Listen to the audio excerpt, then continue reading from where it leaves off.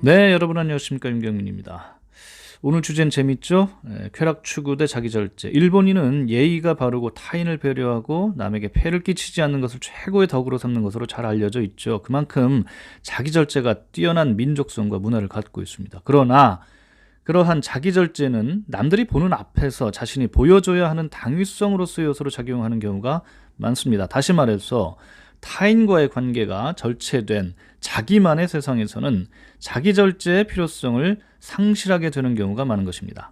이는 일본 사회를 읽는 기본 키워드인 혼내와 타테마에와도 연결 지을 수가 있습니다. 실제 속마음과 타인에게 표현하는 것이 일치하지 않는다는 것이죠.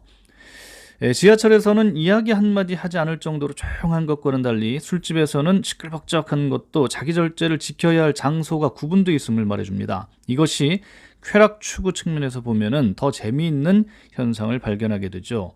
타인 앞에서는 자기절제를 강조하지만 자신만의 세계로 가면 세계 그 어느 민족보다 더 확실하게 쾌락을 추구하는 민족이 바로 일본 민족임을 알 수가 있습니다. 대표적인 것이 풍속산업으로 불리는 일본의 성산업, 특히 AV 산업입니다.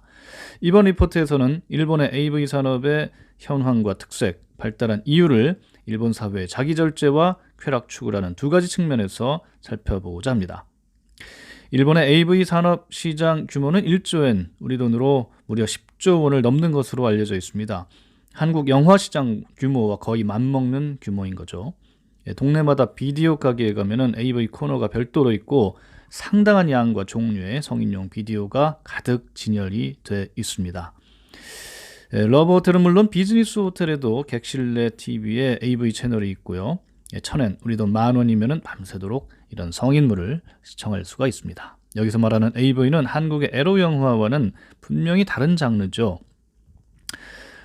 한국의 에로 영화가 성기 노출이 없고 배우들의 연기에 의한 성행위 묘사라고 한다면 일본의 AV는 성기에 모자이크 처리를 할 뿐 사실상 노출에는 제한이 없고 배우 간에 실제로 성행위가 이루어진다는 점이 다른 것입니다. 사실 성인 비디오라는 뜻의 AV라는 용어보다는 포르노가 적확한 표현이겠죠.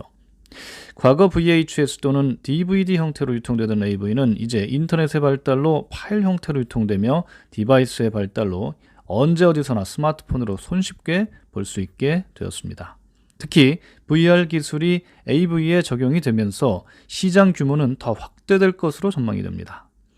그럼 일본 AV의 특징을 한번 살펴볼까요? 미국을 비롯한 서양의 포르노와 비교했을 때 가장 차이가 나는 점은 먼저 다양한 종류를 꼽을 수 있을 것입니다. 레이프물, 헌팅물, 지하철을 비롯한 공공장소물, 근친상간물, SM물, 불륜물 등 상상을 초월할 온갖 변태적 장르로 발달이 되어 있습니다. 특히 가학적이고 여성의 과도한 반응은 일본 포르노의 특징으로 꼽히죠. 두 번째는 서양의 포르노가 남녀가 모두 성적인 주체로 등장한 반면에 일본의 AV는 남성 중심이라는 점입니다. 남성의 시각에서 촬영되고 편집이 되며 연기도 남성 배우의 관점에서 이루어진다는 것이죠. 이것은 일본이 남성 중심의 사회라는 점과 AV가 남성 소비자를 타깃으로 제작되고 유통되고 있다는 것을 보여줍니다. 일본 AV 산업이 이처럼 발달한 배경에는 일본 가옥 구조도 있습니다.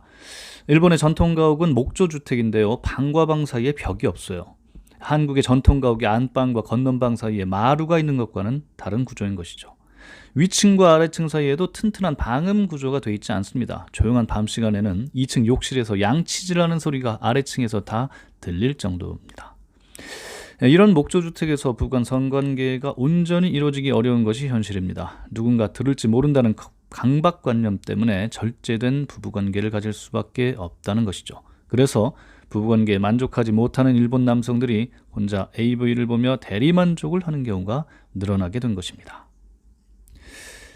이들은 현실에서는 경험하지 못한 매우 자극적인 장면과 여성 배우의 과도한 반응을 보면서 흥분의 강도를 높이게 되는 것이죠.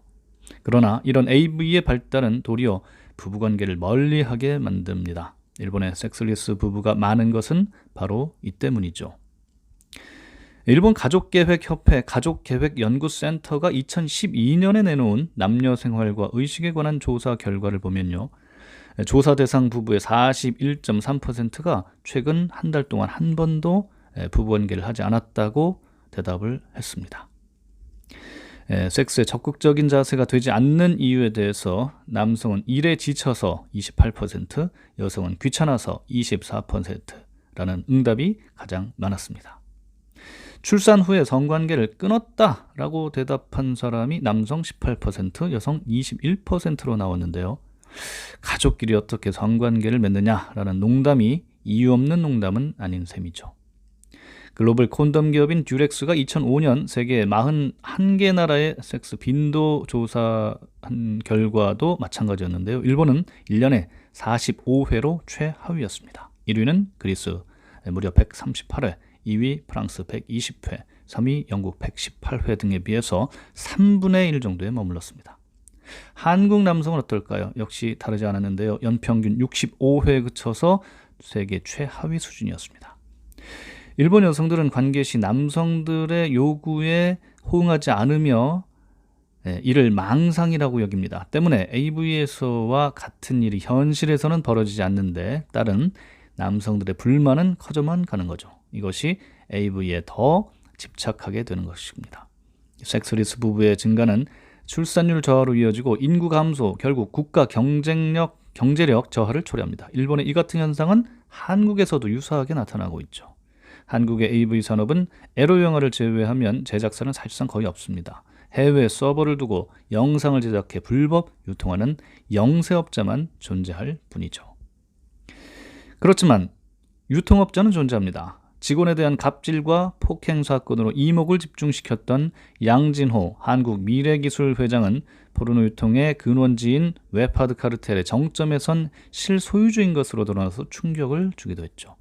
이런 P2P 사이트를 통해서 유포되는 포르노는 주로 일본의 AV, 미국 등 서양의 포르노, 그리고 국내에서 촬영된 몰카와 이른바 리벤지 포르노로 구성이 됩니다. 이들은 불법 유통을 통해서 거액의 부당 이득을 챙기죠. 일본과 미국의 AV 제작업체가 저작권 위반 소송을 제기하지 않는 게 이상할 정도입니다. 포르노 제작과 유통이 불법인 한국에서는 일본처럼 양지에서 생산되거나 유통되지 않고 음지에서 유통되는 결과로 이어지고 있습니다. 더 큰 부작용을 막기 위해 포르노에 규제를 두는 조건으로 합법화 논의가 이루어져야 한다는 의견이 나올 정도입니다. 안타깝게도 한국 사회 또한 섹스리스 부부 증가, 출산율 급감, 인구 감소, 국가 경쟁력 약화라는 일본 사회와 똑같은 부작용을 겪고 있습니다.